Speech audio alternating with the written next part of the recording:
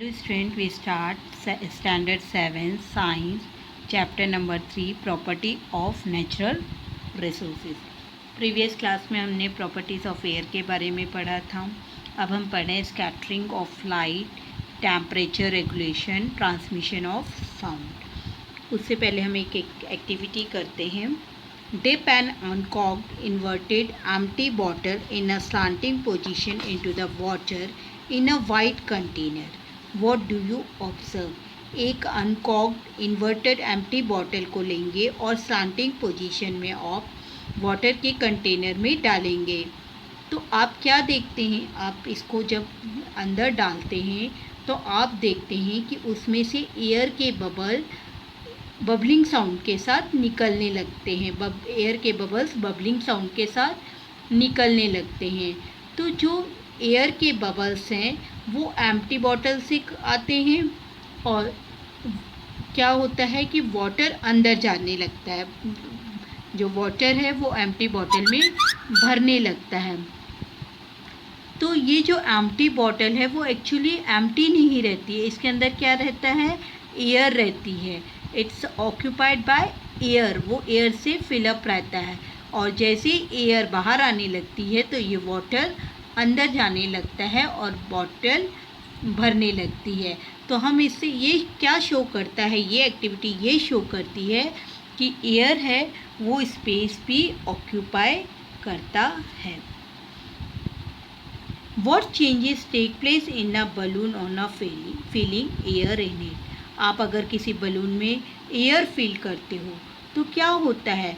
तो वो बलून है उसकी साइज है वो इंक्रीज़ हो जाती है, एक्सपैंड हो जाता है, बड़ा हो जाता है. We come to know from this activity above the air has a property like occupying space. इससे हमें एक और प्रॉपर्टी के बारे में पता चलता है कि एयर क्या करता है? स्पेस ऑक्यूपाई करता है. Having a certain volume, having a mass and weight. certain volume, mass और वेट के साथ.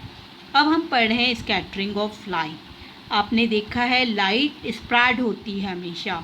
लाइट एक ही जगह से, अगर कभी आपने गौर किया होगा तो एक पतले छेद से अगर बारीक कोई स्पॉट है वो खुला हुआ है और बाहर से कोई एक बल्ब लगा हुआ है तो आप देखेंगे उसके छोटे से उस स्पॉट से भी लाइट आपको आती हुई दिखाई देती है. दैट मीन्स वो स्प्रेड होती है, फैलती है. उसको हम क्या बोलते हैं? Scattering of light. Air is a mixture of very fine particle of some gases, dust, smoke and moisture. आपको पता है एयर किसका मिक्सचर है? Fine particle of gases, dust, smoke और मॉइस्चर का. और जब रे इन मिन्यूट पार्टिकल से जाती है, गुजरती है, फॉल होती है तो वो जो पार्टिकल से लाइट है वो स्प्रेड होती है ऑल द डायरेक्शन में. और जो ये नेचुरल फिनोमिना है वो कहलाता है हमारा स्कैटरिंग ऑफ लाइट. इसको क्या बोलते हैं? लाइट का फैलना, स्कैटर होना. ये चीज़ आपको कभी ऐसा है तो आप टॉर्च से भी करोगे कि आप देखोगे टॉर्च का प्रकाश, डार्क रूम में टॉर्च को जलाइए तो आप देखेंगे कि आपको एक जगह से जो लाइट है वो फैलती हुई दिखाई देगी. तो उसको हम, इस फिनोमिना को हम क्या बोलते हैं? Scattering of light. Temperature regulation. Temperature regulation मतलब टेम्परेचर को नियंत्रण करना, नियंत्रित करना. किस तरह से टेम्परेचर को नियंत्रित किया जाता है? आपको पता है हमको टेम्परेचर कहाँ से मिलता है? सन से मिलता है. सन कितना गर्म होता है, सन में बहुत ज़्यादा हीट होती है, लेकिन ये हीट डायरेक्ट हमको मिलेगी तो बहुत गर्म रहती है. तो वो कैसे रेगुलेट होती है? The earth receive energy from the sun. आपको पता है अर्थ किससे रिसीव करता है एनर्जी? सन से.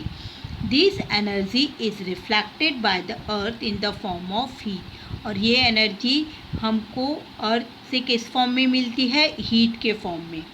The constituents of air surrounding the earth such as a water vapor, carbon dioxide absorb a part of this heat and give it to other constituent of air. जो air के constituent हैं जैसे water vapour, carbon dioxide, ये सब क्या करते हैं? Heat को, सन की हीट को ऑब्जर्व करते हैं और दूसरे चीज़ों को देते हैं। As a result the earth surface remain warm, और जिससे जो अर्थ का सरफेस है वो गर्म रहता है। Thereby become suitable for the living world on the earth, जिससे वो लिविंग वर्ल्ड के लिए बहुत सुटेबल रहता है। लिविंग वर्ल्ड में ह्यूमन बीइंग के लिए, एनिमल के लिए, सब के लिए ये सुटेबल रहता है। If there were no air on the earth, अगर अर्थ में एयर नहीं रहेगी तो जो ये एवरेज टेम्परेचर है अर्थ का सरफेस का वो बहुत कम हो जाएगा, जो कि लिविंग वर्ल्ड के लिए बहुत हानिकारक है, हार्मफुल है। What would happen if all the air surrounding us to removed? अगर क्या होगा अगर एयर सराउंडिंग से रिमूव हो जाएगी तो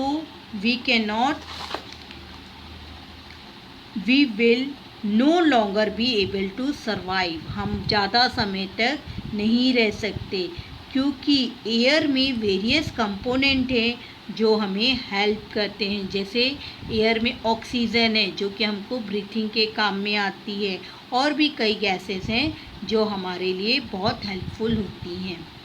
will sound be heard in space? No, क्योंकि जो साउंड है उसको ट्रांसमिट होने के लिए एक मीडियम की ज़रूरत पड़ती है, जो कि air is the best medium, but space में एयर नहीं होती, जिसके कारण साउंड हम नहीं सुन पाते हैं। ओके, अब हम पढ़ेंगे ट्रांसमिशन ऑफ साउंड। आपको साउंड आप सुनते भी हैं और आपको ये भी पता है कि साउंड कैसे ट्रांसमिट होता है, साउंड कैसे फैलता है, वेव्स के थ्रू, साउंड वेव्स के थ्रू साउंड एक जगह से दूसरी जगह पास होता है। पर ये जो साउंड वेव को कौन ट्रैवल कराता है? Air. All the sound that we hear reaches through the surrounding air, जो साउंड है वो हमें सुनाई देता है एयर, जो सराउंडिंग में एयर रहती है उसके थ्रू। The density of air also change due to change in its temperature, जो एयर की डेंसिटी है वो इसके टेम्परेचर के अकॉर्डिंग चेंज होती है। जैसे विंटर में जो एयर की डेंसिटी इंक्रीज़ हो जाती है तो हमको कोई भी आवाज़ तेज़ सुनाई देती है, और समर में जो ये डेंसिटी है एयर की डिक्रीज़ होने के कारण आवाज़ कम सुनाई देती है। इसी तरह जब मॉर्निंग के समय एयर की डेंसिटी बहुत ज़्यादा इंक्रीज़ रहती है तो अर्ली मॉर्निंग में जो विसल है वो बहुत तेज़ सुनाई देती है, और यही चीज़ अगर समर में देखें तो बहुत कम सुनाई देती है। Air is a useful as a medium for transmission of sound, और एयर बहुत अच्छा मीडियम है साउंड को ट्रांसमिट करने का, ट्रांसमिशन ऑफ साउंड का। आज का पार्ट हम यहीं ख़त्म करते हैं। नेक्स्ट पार्ट में हम प्रॉपर्टीज़ ऑफ वाटर के बारे में पढ़ेंगे।